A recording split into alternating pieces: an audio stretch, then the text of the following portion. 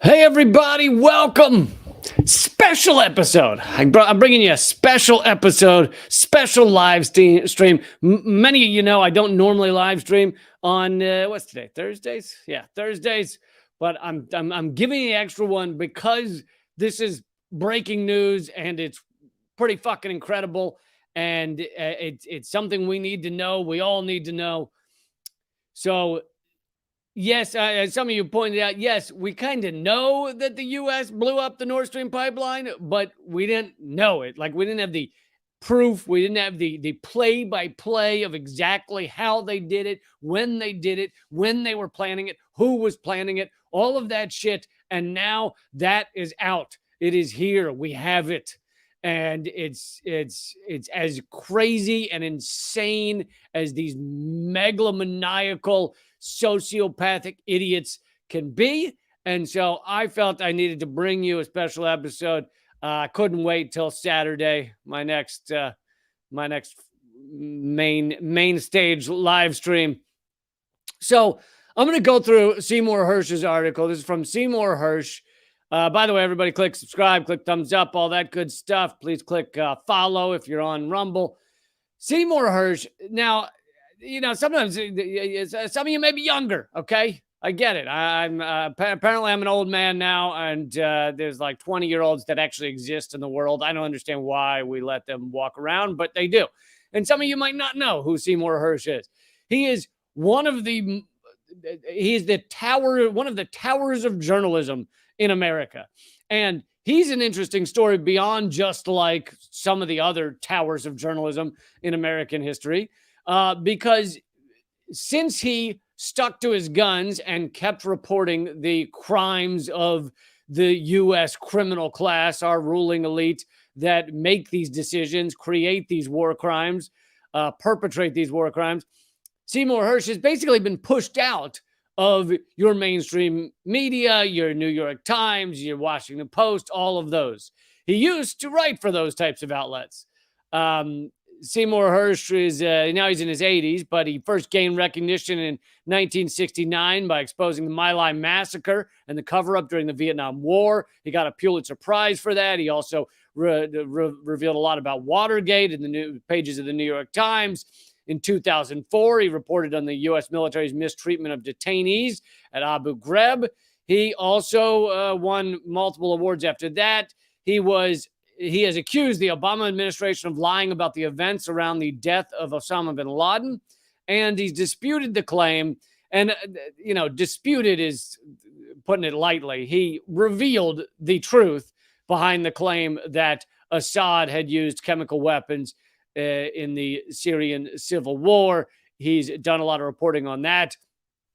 So this is from Seymour Hersh, but nowadays he's no longer allowed to report in the pages of New York Times. And so even breathtaking revelations like this are kept to either smaller outlets, or this one is in his Substack.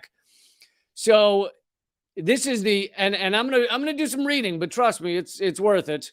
This is the play-by-play of exactly how, why, and who planned and perpetrated the bombing of Russia's Nord Stream pipeline. And again, I know many of you are like, didn't we know it? It's kind of like knowing the CIA killed Kennedy. You can know it, you can feel it, but until you have the play-by-play, it's not exactly everything's not out on the table. It's not a full hangout. The dick and balls has not been put out on the table. So in his article, he says he begins by talking about the U.S. Navy dive team. He says the U.S. Navy's Diving and Salvage Center can be found in a location as obscure as its name in rural Panama City in the southwestern panhandle of Florida. The center trains highly skilled deep water divers for decades, and it used to be assigned to American military units worldwide, but now I think they get a lot less use. Last June, the Navy divers operating under the cover of a widely publicized midsummer NATO exercise known as Baltops 22 planted the remotely triggered explosives that 3 months later would be used to destroy 3 of the 4 Nord Stream pipelines, according to a source with direct knowledge of the operational planning. By the way, in case you're thinking you already know some of this, unless you've read this article, you probably don't know why it seems likely that that Biden accidentally, quote unquote, revealed that the U.S. would blow up the pipeline. Many of you remember him doing that. There's now pretty clear reasoning for why he and other administration officials did that, which I'll get into in a moment. 2 of the pipelines, which were known collectively as Nord Stream 1, had been providing Germany and much of Western Europe with cheap Russian natural gas for more than a decade. A second pair of pipelines called Nord Stream 2 had been built to the cost of billions of dollars underneath the Baltic Sea, but were not yet operational. Biden's decision to sabotage the pipelines came after more than 9 months of highly secretive back and forth debate inside Washington's national security community about how best to achieve that goal. For much of that time, the issue was not whether to do the mission, but how to get it done with no overt clue as to who was responsible. And think about that timeline, folks. 9 months before it actually blew up, they were already debating it. What was going on 9 months before the bombing of the Nord Stream? Russia had not yet invaded Ukraine. So that means previous to Russia invading Ukraine, the U.S. was already planning to commit a massive attack on a nuclear power and just see what happens.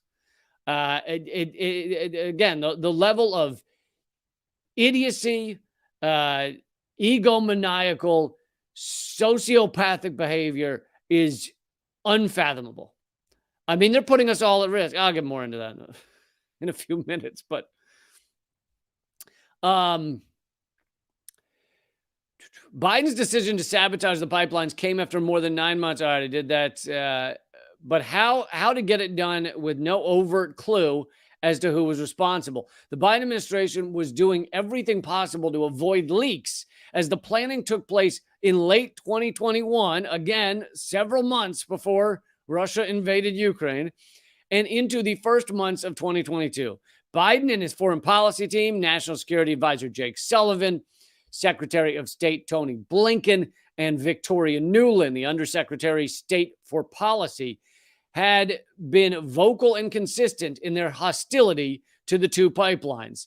By the way, many will remember that Victoria Nuland was long involved in creating what has gone down in Ukraine. She was involved in the 2014 Maidan coup and planning that. She was involved in who was selected to be placed as president of Ukraine.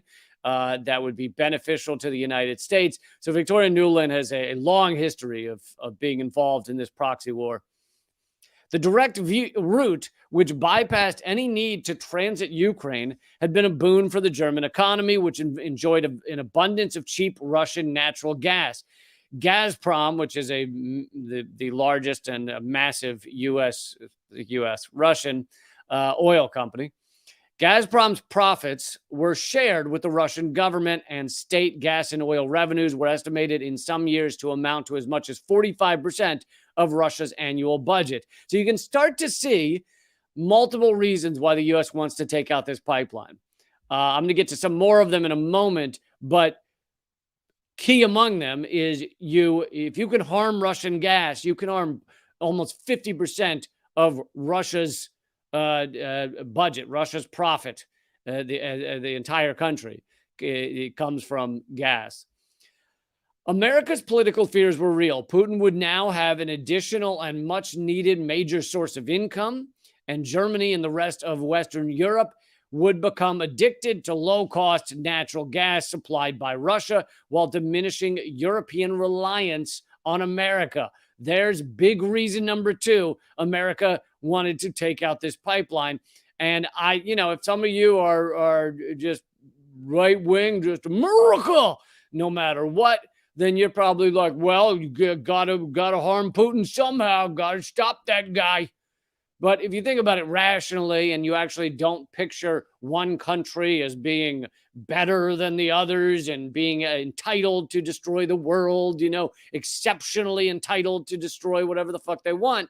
If you just think of it as like, oh, you have your country, I have my country, we do our thing, you do your thing, then it's not America's right to decide who Russia sells fuel to.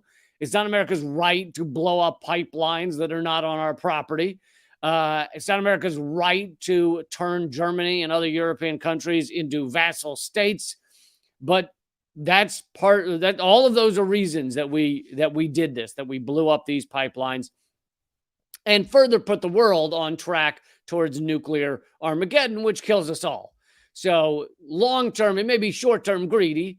You get a lot of things for the American empire. You get to push Germany and France and the other European states back into a vassal system underneath us. You get to harm Russia. You get to make a lot of money through weapons contract and by selling oil to Europe, because they would have to come to the United States for oil rather than the cheap Russian fuel. So you get a lot of things in your short-term greed, but what you don't get possibly in your long-term greed is you don't get to survive, because you are putting America and everyone on a path to perhaps World War III, perhaps a nuclear exchange. They can't always be certain how Russia or any nuclear power is going to behave when you blow up multi-billion-dollar pipelines. Furthermore, this, and maybe talk about this more later, but this also says to the world, hey, this is acceptable. This is acceptable. Even if you're not actively involved in a war with Russia, we're involved in a proxy war, meaning we don't declare war with Russia. Our people are not firing the guns. We give the guns to Nazis in Ukraine and we say, you fire them. That's how it works. But it says to the world, hey, it's okay to to blow up other people's oil pipelines, even if you're not technically at war with them. That's what the U.S. is saying. But of course, our leaders, our sociopathic ruling elite, don't believe that. They believe the United States gets to do whatever they want and other countries cannot. So diminishing European reliance on America, if Europe's getting their fuel from these Nord Stream pipelines, is incredibly threatening to the United States. And we're in a late stage empire, late stage capitalism. And so the idea that other countries could be cooperating with each other rather than just coming to us and saying, sir, do you have another, please? Can we have some fuel, please? Rather than doing that is incredibly upsetting. So that is why we want to, again, these are several reasons that we felt the need to take out this pipeline. All right. Nord Stream 1 was dangerous enough in the view of NATO and Washington, but Nord Stream 2, whose construction was completed in September 2021, would, if approved by German regulators, double the amount of cheap gas that would be available to Germany and Western Europe. Months earlier, after the fall of Afghanistan, German Prime Minister Scholz had publicly endorsed French President Macron's call for a more autonomous European foreign policy in a speech in Prague, clearly suggesting less reliance on Washington and its mercurial actions.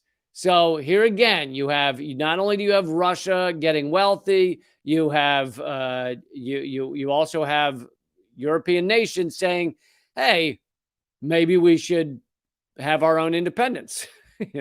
Maybe we should not be just caving into whatever America tells us to do.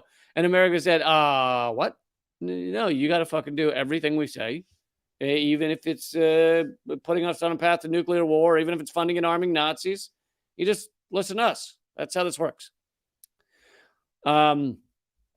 As long as Europe remained dependent on the pipelines for cheap natural gas, Washington was afraid that countries like Germany would be reluctant to supply Ukraine with the money and weapons it needed to defeat Russia. Germany and France were two of the most reluctant to follow this path into proxy war that the U.S. has led them into. But ultimately, they were pressured into it along with bombing their fuel pipelines.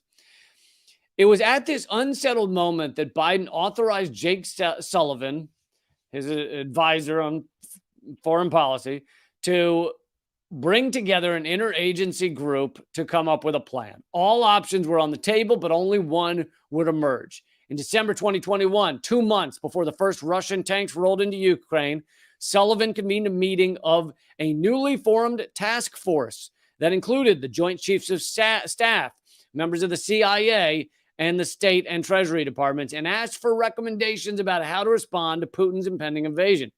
There was a bunch of chatter, a bunch of discussion, but it eventually led to a crucial preliminary question. Would the recommendation forwarded by the group to the president be reversible? Should it be something that is reversible, like sanctions or currency restrictions, or something that's irreversible, like kinetic actions which could not be undone? What came back, what became clear to the participants was, according to the source, and this is why I trust Seymour Hersh. He has many sources in the Pentagon at the top levels of the Pentagon, and that's where all of his stories, or most of his stories, come from. Most of his information comes from, and he's been doing this for years, and he's never been wrong.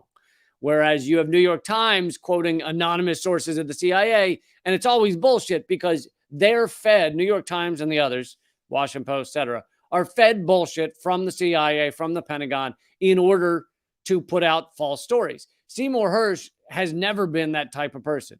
If he put out a fully false story, it would destroy his credibility. All these other outlets, New York Times, Washington, they put out false shit all the time. You know, Taliban bounty story, Cuba's using acoustic weapons to give U.S. diplomats headaches, WMD, Syrian chemical weapons, Russiagate. They can put out all this bullshit, often years of it, you know, in the case of Russiagate, and it all collapses. It all amounts to nothing, and they just go back to doing what they were doing, acting like nothing happened.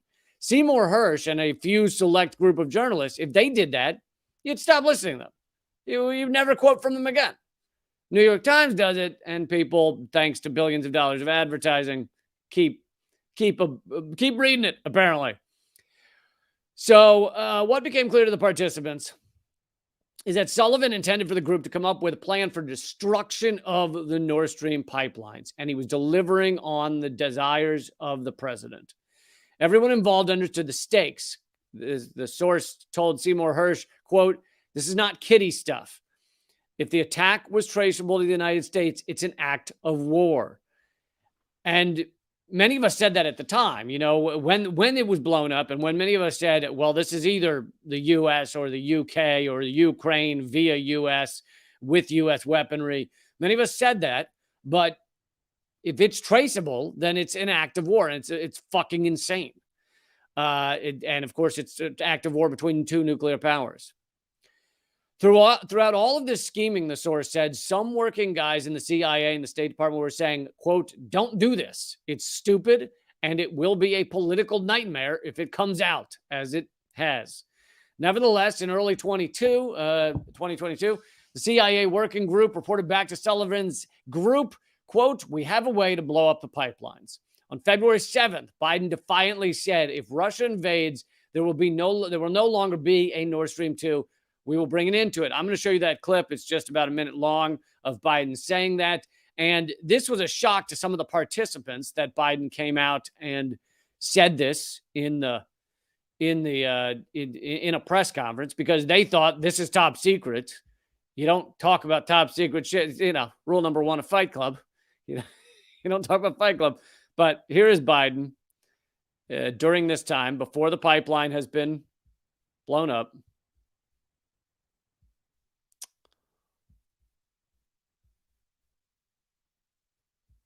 Again, then there will be no longer a Nord Stream 2. We will bring an end to it. How will you do that exactly, since the project and control of the project is within Germany's control? We will, I promise you, we'll be able to do it. Thank you very much for your question. And you see his little smirk at the end. Little smirk of a sociopath. I promise you we'll be able to do it. so he says that, and it takes some of this working group that's top secretly working on this by surprise. And many of us played this clip after the Nord Stream was blown up, and we said, clearly, Joe Biden let this slip. He was an idiot when he has his brain working right, and then he is even weirder and looser lipped due to the fact that he's got early onset Alzheimer's or whatever. And so we kind of thought, oh, this was an accident of his, and the U.S. wishes he hadn't done this. But now we have a reason for why this very well may have been intentional. And something else to know is that I might have been the same day or within a day or two, Victoria Nuland is giving another press conference in front of the public. That's what a press conference is, in front of the public, in front of reporters. And she says something similar, that, we will stop the Nord Stream pipeline. We have ways, or no matter what, or whatever, however she worded it.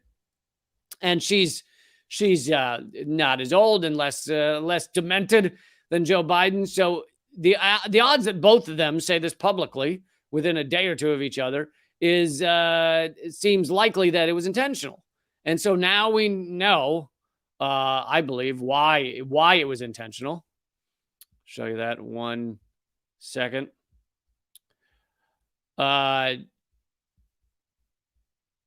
Okay, so Biden says that the plan to blow up Nord Stream was suddenly... So here's what happened once Biden said it publicly. The plan was suddenly downgraded from a covert operation, a highly covert operation, which means fully classified. However, apparently, and I didn't know this, covert operations require that Congress be informed if it's a highly classified intelligence operation with U.S. military support. So until Biden said this in public, and Victoria Nuland, Congress would have had to be informed of this operation. And big surprise, you inform all of Congress about a secret operation. It doesn't say secret very long. It is leaked to someone quite quick. So basically, they were in a situation where if we keep this highly classified, then we will have to report it to Congress. Congress will then leak it, somewhat likely. And then it will be, before it's even been done, before the pipeline's even been blown up, we now have everyone around the world hearing from anonymous sources that the U.S. is planning to blow up this pipeline. And so, however, apparently, if it's downgraded from a covert operation and it's been said publicly, then there's no longer a legal requirement. His source, Seymour Hersh's source, said, quote, under the law, the source explained, there was no longer a legal requirement to report the operation to Congress. All they had to do now is just do it. But it still had to be secret. The Russians have superlative surveillance of the Baltic Sea. So now they don't have to brief Congress. Now that Joe Biden has publicly said we've got ways to stop this pipeline and we will stop it, they don't have to brief Congress. They can just go ahead and commit this act of war that puts us all in incredible danger, puts us all on the brink of nuclear war. They can just go ahead and do it, which is awesome. Fucking great. You've got sociopaths running around committing acts of war against other nuclear powers without the knowledge or consent in any way of the American people. So then then we get into the partnership of other nations that had to be involved in this. Obviously, the U.S. can't just go over there or they would be spotted. So they had to get a few other nations involved. Seymour Hersh says Norway was the perfect place to base the mission. Today, the Supreme Commander of NATO is Jens Stoltenberg, a committed anti-communist who served as Norway's prime minister for 8 years before moving to his high NATO post with American backing in 2014. He's a hardliner on all things Putin and Russia, who's cooperated with America since Vietnam. The Norwegian Navy was quick to find the right spot to blow up the pipelines in the shallow waters of the Baltic Sea, a few miles off Denmark's Bornholm Island. The pipelines ran more than a mile apart along a sea floor that was only 260 feet deep. That would be well within the range of divers who, operating from a Norwegian Alta-class mine hunter, would dive with a mixture of oxygen, nitrogen, and helium streaming from their tanks and plant-shaped C4 charges on the 4 pipelines with concrete protective covers. It would be tedious, time-consuming, and dangerous work. The best divers with deep-sea qualifications are a tight community, and only the very best are recruited for the operation and told to be prepared to be summoned to the CIA in Washington.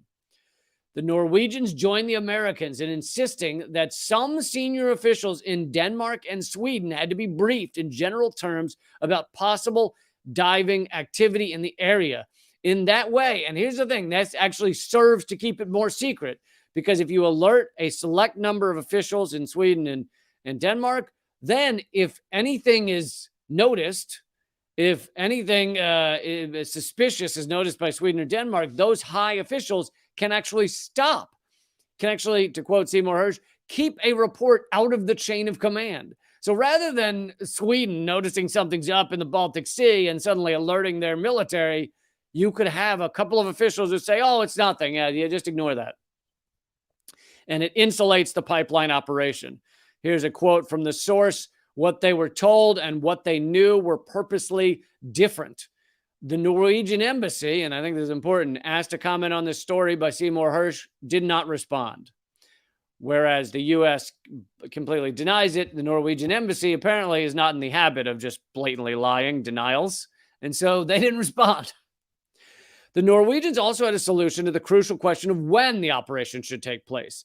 Every June for the past 21 years, the American Sixth Fleet, whose flagship is based in Gaeta, Italy, south of Rome, has sponsored a major NATO exercise in the Baltic Sea involving scores of Allied ships throughout the region.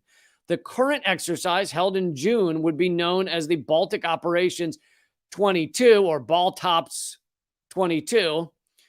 The Norwegians proposed this would be the ideal cover to plant the mines, because you'd have a lot of activity. Russia would see the activity and know, oh, that's their fucking training thing. And then Washington so they did it, they were about to, and then Washington had second thoughts.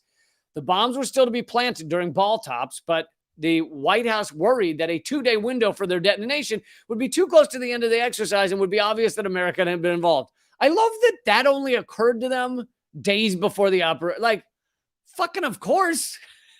I mean, it's already going to look like America did it. And then you do it within 2 days of a NATO-U.S. operation in the Baltic Sea. Of course. But apparently that occurred to them just days before.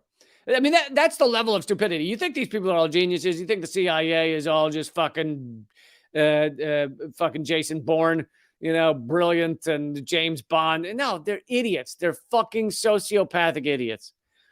Instead, the White House had a new request. Can the guys in the field come up with some way to blow the pipelines later on command?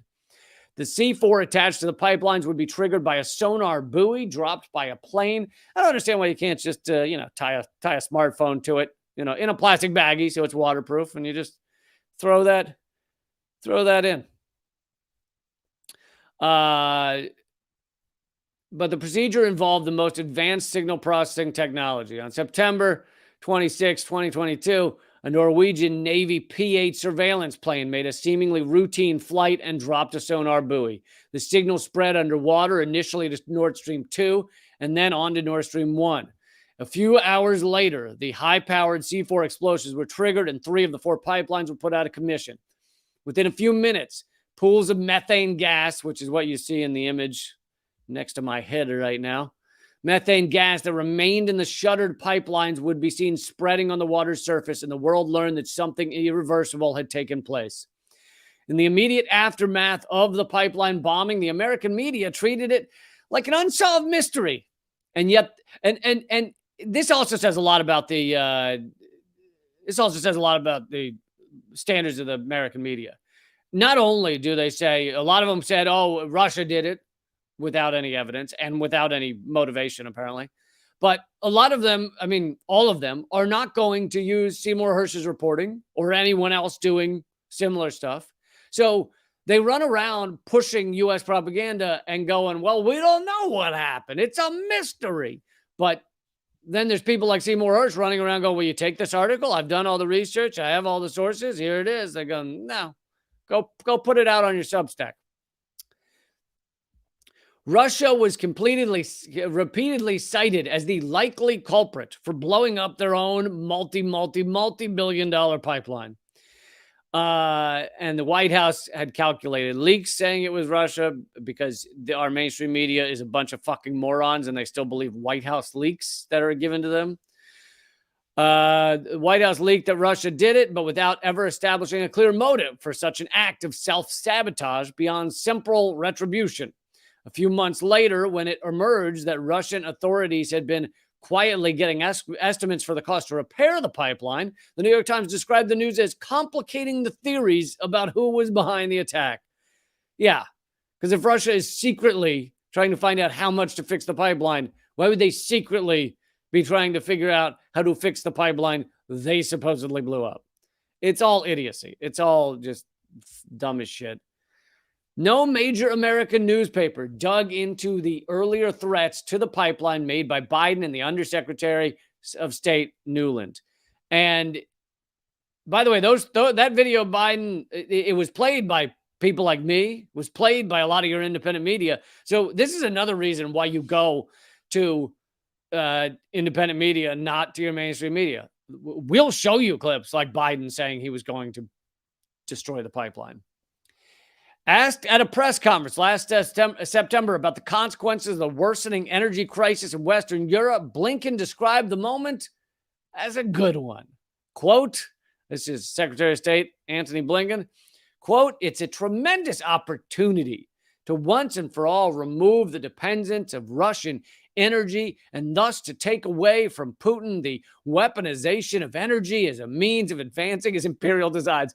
Oh my God, as if the U.S. hasn't weaponized energy. That's like all we do. We have a fucking petrodollar. It's all oil based. To continue from Blinken, that's very significant, and that offers tremendous strategic opportunity for the years to come. But meanwhile, we're determined to do everything we possibly can to make sure the consequences of all this are not borne by citizens in our countries, or for that matter, around the world. Asked for comment, Andrea Watson, asked for comment about this article. So this is Seymour Hersh contacting the White House, asking for comment, showing them the article. Andrea Watson, a White House spokesperson, said this is false and complete fiction. Tammy Thorpe, a spokesperson for the CIA, wrote, this claim is completely and utterly false. So there you go, folks. You have a choice of who to trust on this, who to believe. Would you like to believe the CIA saying this is false? Or would you like to believe Seymour Hersh, his sources, and his many, many decades, Pulitzer Prize-winning decades of journalism that have shown many inconvenient truths and inconvenient crimes of the United States? You get your choice. And if you want to believe the CIA, go for it. Fucking go to town. Well, all right, folks, that is the surprise live stream I have planned for you. It's just too important to not cover it until a few days from now. I hope you will share this with people. I hope you will let them know that this is what fucking happened to the pipelines. And again, if you are kind of right-wing, which, believe it or not, I understand there's a lot of right-wingers in this world. If you're kind of right-wing and you say, well, America needs to do the things that defend it, and taking out this pipeline was defending it, that's actually incorrect, because the moment that exploded, we were probably closer to nuclear destruction. Every one of us, your children, your grandchildren, your house, your yard, the little pink flamingo and the gnome you put in the yard. All of that was probably closer to obliteration in a second than we've been since the Cuban Missile Crisis. And that's what these sociopaths are doing at the top of our country. They don't speak for me. They don't speak for you. They are behaving in a way that is completely unhinged. They are killers and maniacs. And, we don't get the truth about these things till several months later. But even when we get the spelled out truth like this about something like this pipeline, it's an act of basically national terrorism. It's done by a military, but it's a form of terrorism and a form of an act of war. And we get the truth months later, or at least the play-by-play months later, but you won't get it from your mainstream media. I mean, it'll be interesting if New York Times gets pressured enough into revealing any of this, or Washington Post or CNN or any of those. I'm sure they won't. But anyway, I hope you'll become a member and support this show at leecamp.net. I have 2 other live streams today. I know I'm exhausted. I don't know what the fuck I'm doing. One is an interview with the co-editor of Project Censored, their latest book, Top 25 Most Censored Stories of the Year. I'll be talking to Andy Lee Roth later today at what time is that? Noon Eastern. That's at youtube.com/behind the headlines. You could go click subscribe right now. And then a couple hours after that, an hour after that at 2 p.m. Eastern, I'll be doing my regular Government Secrets episode. I might talk about this same topic, but Government Secrets always has a lot on there. So I think you'd enjoy it. And if you don't want that episode, you can go listen to one of the earlier ones. But all right. Thanks a lot, folks. And I will see you later. Keep fighting.